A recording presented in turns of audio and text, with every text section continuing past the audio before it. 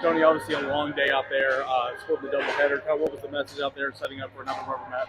Just keep playing. I think our guys got good energy, good bounce to them. Obviously, the execution.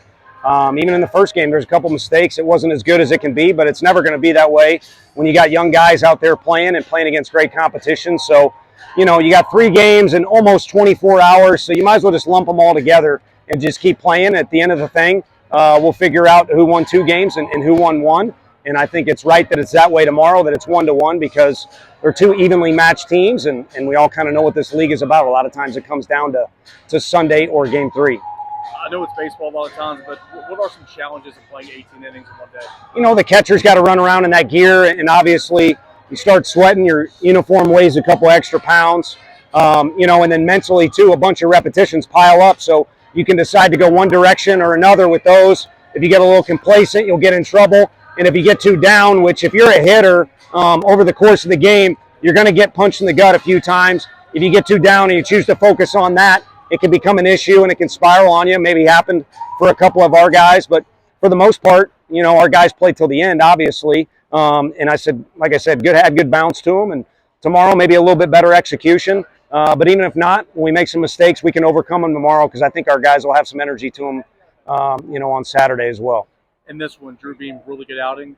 Bad third inning, but really good outing. What did you see from him today? Well, he could have been, it was a big difference between 0-1 and 1-0. And there's a big difference between that. So, and you got two guys at the top of the order who can hit the ball as hard as anybody. And, a tough play for our infielder with Caglione. And then, the mistake gets hit by a guy who's got a good amount of home runs. And then the other one was just, again, big difference between 0-1 and 1-0. And he makes a mistake.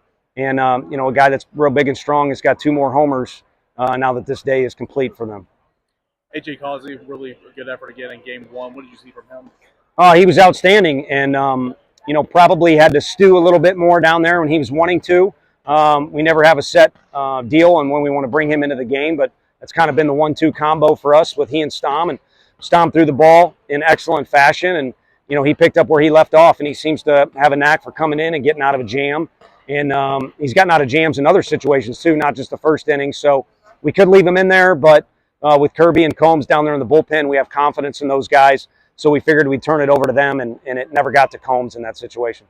Saw KT get in that bat here at the very end. Kind of what's his availability this weekend? I think, a pretty good turn of events from yesterday to today. So maybe I was a little too hesitant. You never know. To me, in my opinion, it's good he got out there, saw some live pitching. The fact his body was feeling a little bit better. I would say base running and hitting are something that he'll be likely doing tomorrow. I don't know how much we want to push it on the defensive end since we've got other good defenders. But again, we'll assess it tomorrow when he gets out there. And negative that he struck out, positive that he got his cleats in the dirt.